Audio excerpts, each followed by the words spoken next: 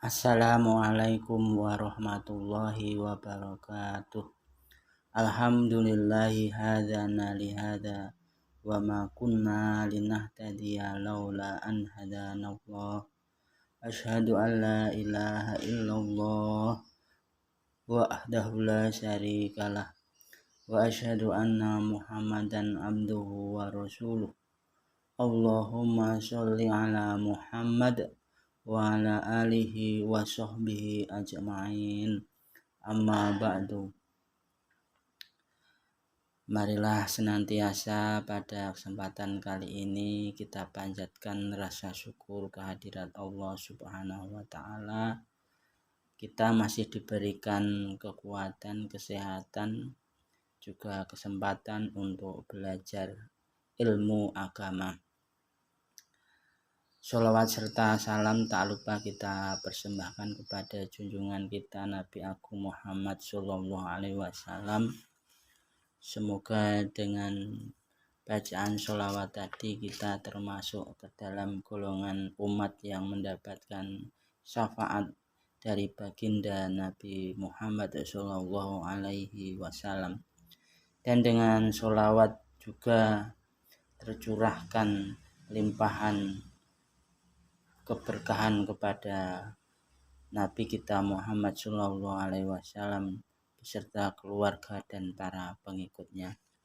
Pada kesempatan kali ini saya ingin sampaikan yaitu mengenai tentang tafsir tafsir Ibnu Katsir, dimulai dari pertama dari muqaddimah.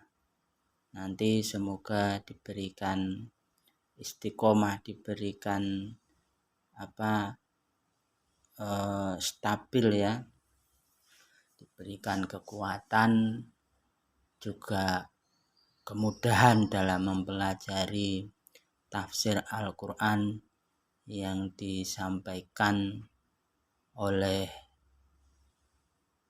Syekh Ibnu Katsir Kita mulai dari kata pengantar yang disampaikan oleh Ibnu Katsir.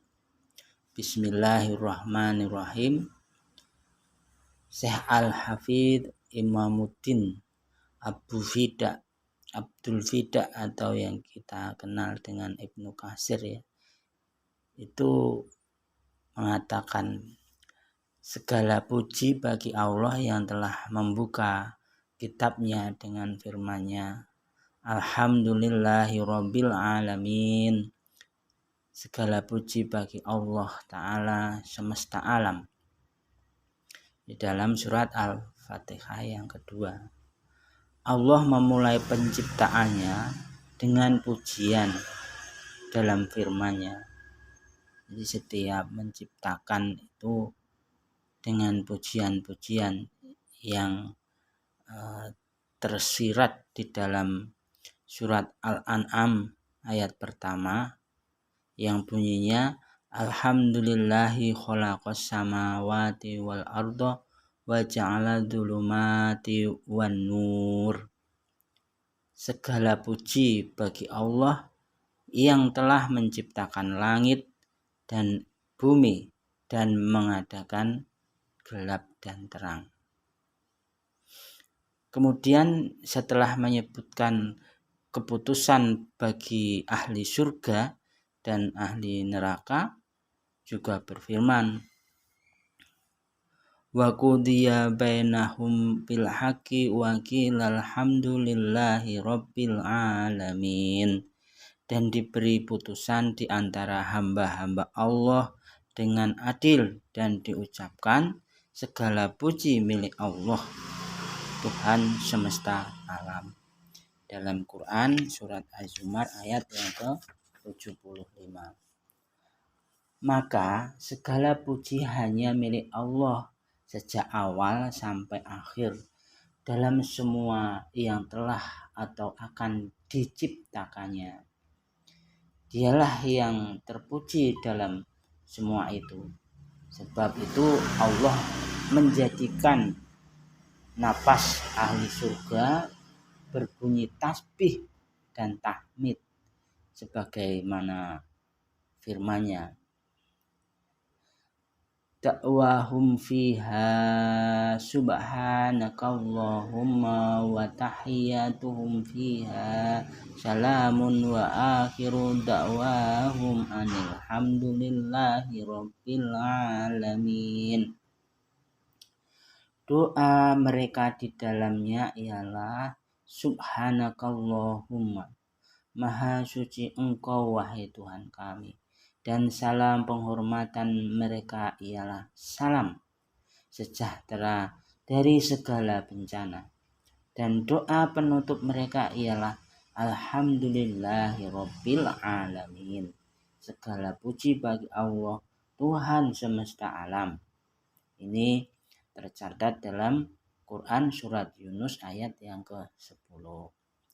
Segala puji bagi Allah yang telah mengutus rasul-rasulnya untuk menyampaikan berita gembira dan peringatan, agar tidak ada alasan bagi manusia untuk tidak beriman sesudah diutusnya para rasul itu.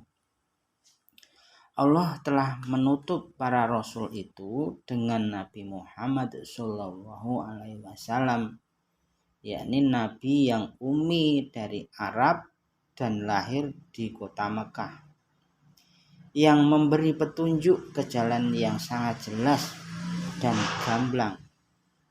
Allah telah mengutusnya kepada seluruh umat manusia dan jin. Maka sejak pengangkatannya hingga hari kiamat, sebagaimana firman Allah, Qul ya ayuhan nasu inni rasulullahi ilaikum jami'an. Katakanlah, hai manusia, sesungguhnya aku adalah utusan Allah kepada semua. Dalam surat Al-A'raf ayat 158. Kemudian di dalam surat Al-An'am 19 Allah berfirman,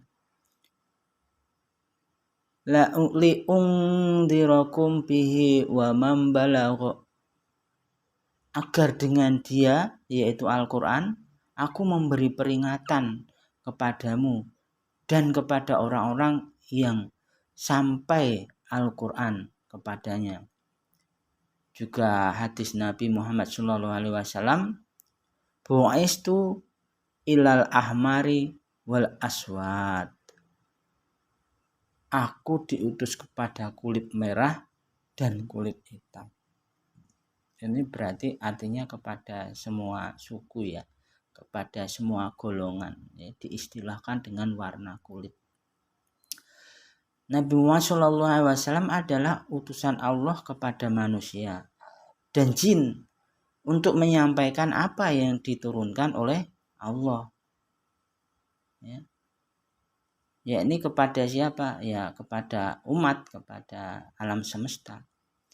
Dengan Al-Quran yang tidak dihinggapi kebatilan dari depan atau dari belakang, dari awal hingga akhirnya, benar-benar diturunkan oleh Allah yang maha bijaksana dan terpuji. Jadi diberikan petunjuk melalui Al-Quran yang tanpa ada keraguan-raguan dan tanpa ada cacat.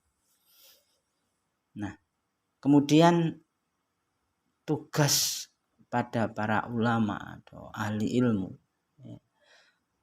menjadi tugas dan kewajiban untuk para ulama menggali dan mengungkapkan makna firman Allah serta mempelajari hikmah yang terkandung di dalamnya. Kemudian mengajarkan dan menyebarkannya sebagaimana firman Allah, wa id akhadallahu mitsaqal ladzina utul kitaba la tubayyinuhu linnasi wa la taktumunahu fatabaduhu wara'a duhurihim washtaraw bihi thamanan qalilan wabis sama yastarun. Dan ingatlah ketika Allah mengambil janji dari orang-orang yang telah diberi kitab, yaitu hendaklah kamu sekalian menerangkan isi kitab itu kepada manusia dan jangan menyembunyikannya. Lalu mereka melemparkan janji itu ke belakang punggung mereka dan mereka menukarnya dengan harga yang sedikit. Amatlah buruklah tukaran yang mereka terima. Jadi ini termaktub di dalam Quran surat Al-Imran ayat 187. Maksudnya ayat ini menyatakan bahwa Allah telah mencela orang yang mengerti kitab Allah tetapi kemudian ia mengabaikannya semata-mata karena mengejar kekayaan dan keuntungan dunia. Jadi sebagai umat Islam, orang mukmin dilarang itu mengabaikan Al-Quran, dinomorduakan, kemudian mendahulukan yaitu harta keduniaan atau keuntungan yang didapat dari dunia. Karena itu menjadi tugas kita umat Islam untuk menjauhkan diri dari apa yang telah dicela Allah. Sebaliknya kita harus mempelajari kitab Allah yang telah diturunkan kepada kita, kemudian mengajarkannya kepada siapa ya? Kepada umat, kepada tetangga, kepada keluarga, saudara kita. Diterapkan di dalam kehidupan sehari-hari ya. Serta dengan cara menghayati sedalam-dalamnya. Jadi dipelajari itu isi Al-Quran itu dipelajari. Sebagaimana firman Allah di dalam Al-Quran, alam ya'ni lilladzina amanu an tahsa'a qulubuhum lidzikrillahi wa ma nazala minal haqqi. Belumkah datang waktunya bagi orang-orang yang beriman untuk tunduk hati mereka mengingat Allah dan kepada kebenaran yang telah turun, yaitu kepada mereka. Ini dalam surat Al-Hadid ayat yang ke-16. Maksud dari ayat ini adalah Allah mengingatkan bahwa sebagaimana Allah menghidupkan bumi yang telah mati, Allah juga dapat menghidupkan hati atau jiwa dengan iman. Jadi ruh jiwa dengan iman. Dan melunakkannya sesudah menjadi keras karena perbuatan dosa dan maksiat. Jadi ketika orang itu kalau temperamennya itu sudah seperti orang jahat atau penuh dosa gitu, bergelimang dosa, sepertinya juga banyak maksiat. Ini Allah itu masih maha, dengan kekuasaannya maha pengasih dan maha pemurah itu melunakkannya. Jadi menjadi sunatullah ketika manusia itu berlumuran dosa, banyak salah, kemudian Allah memberi hidayah menjadi lunak, orangnya menjadi penyabar. Ya, dan hanya kepada Allah kita semua ini berharap semoga memberi petunjuk kepada kita semua. Sungguh Dia Maha Pemurah dan Maha Pemberi. Nah, ini. Jadi Allah itu Maha Pemurah dan Maha Pemberi. Nah, kemudian di dalam penjabaran tafsir ini ada metodenya ya. Nah, di sini juga kita sampaikan juga metode penafsiran ya. Jika ada yang bertanya, bagaimana cara terbaik untuk menafsirkan ayat Al-Quran? Jawabnya yaitu sebaik-baik dan setepat-tepat cara ialah menafsirkan ayat Al-Quran dengan ayat Al-Quran. Menafsirkan ayat dengan ayat. Jadi ayat ini nanti dikaitkan dengan ayat Al-Quran berikutnya yang saling berkaitan. Sebab ada kalanya yang disingkat dalam suatu ayat diperjelas di ayat yang lain. Nah, ini verbal ya. Jadi ketika ayat itu hanya singkat letterlek gitu, nanti akan diperjelas dengan ayat berikutnya yang lebih rinci. Ini maksudnya menafsirkan Al-Quran itu mulai dari satu ayat, kemudian dijabarkan dengan ayat yang lain. Tetapi jika tidak mendapatkan penjelasan dari ayat Al-Quran yang lain, maka hendaklah menunjukkan kepada sunnah Rasul.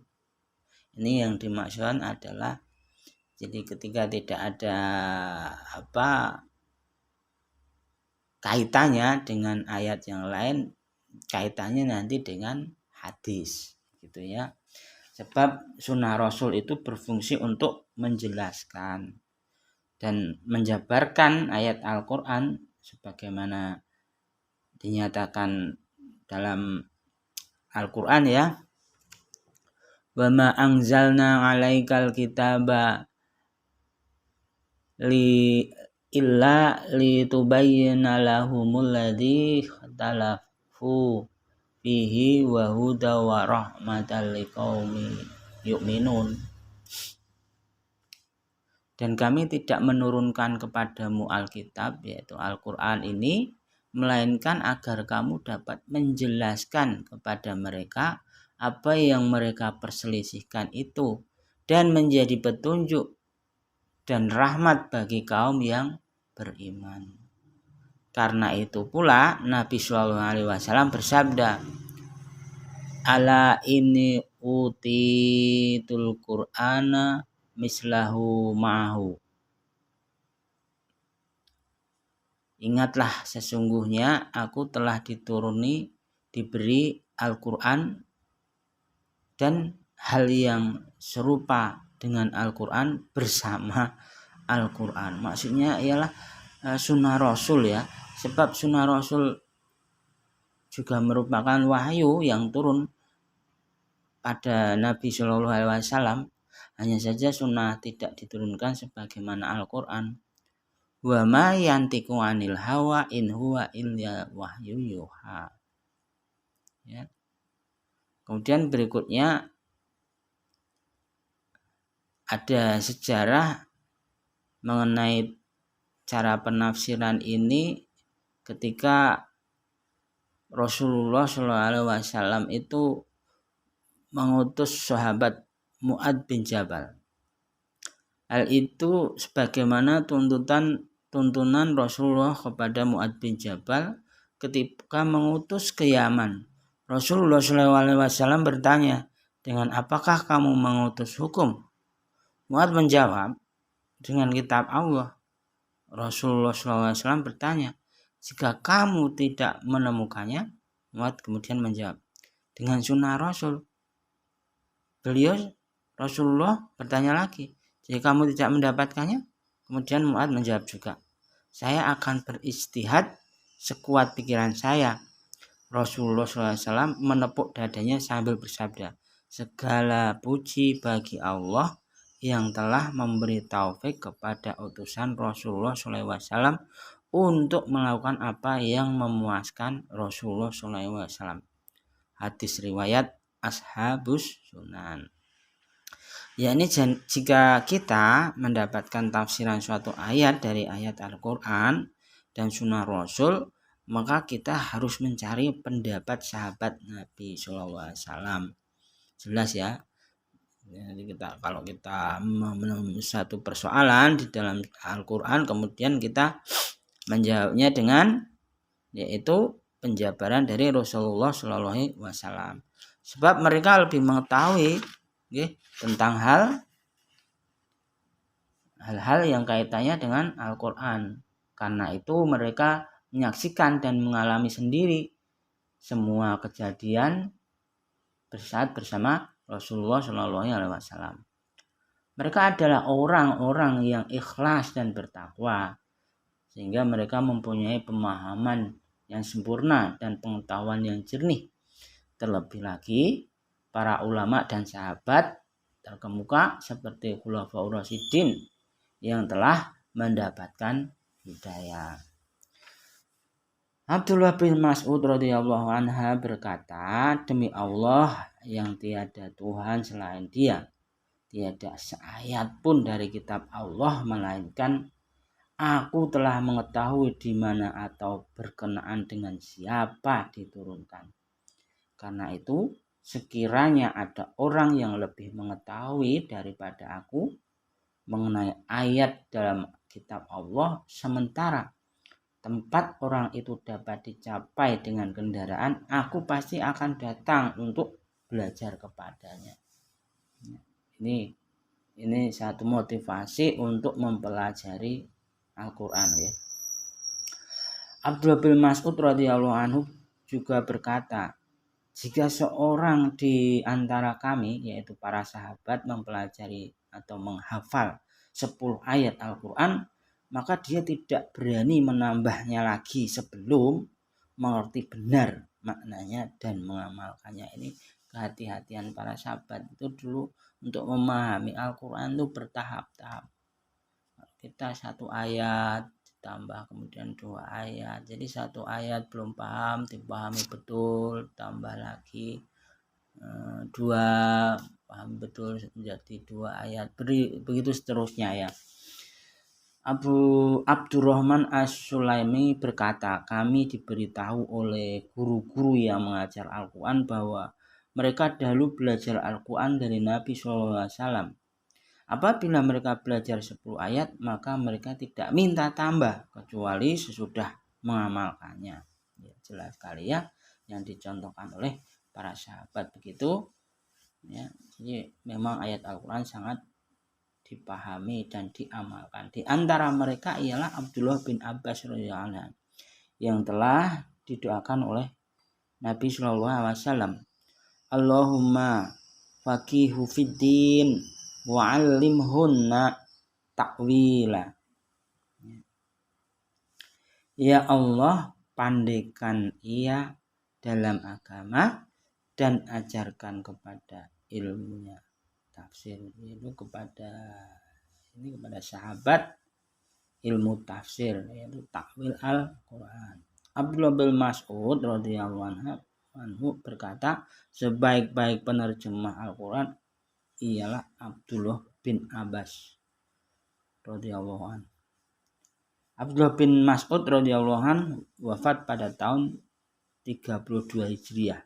Sedangkan Abdullah bin Abbas radhiyallahu anhu masih hidup sesudahnya sekitar 36 tahun. 36 ya. Abu Wail berkata, Imam Ali radhiyallahu anhu mengangkat Abdullah bin Mas'ud bin Abbas sebagai pimpinan haji. Lalu ia berkhutbah menafsirkan surat Al-Baqarah atau menurut riwayat lain surat An-Nur, yang andaikan ketika itu didengar oleh orang-orang Romawi, Turki dan Dailam, niscaya mereka akan masuk Islam. Nah, ini kisah-kisah sahabat tentang metode cara menafsirkan dan memahami Al-Quran. Baik, untuk sementara cukup sekian dulu. Kita lanjutkan besok di lain kesempatan. Semoga Allah memberikan kemudahan kepada kita semua. Wabillahi taufik wal hidayah. Wassalamualaikum warahmatullahi wabarakatuh. Aduh.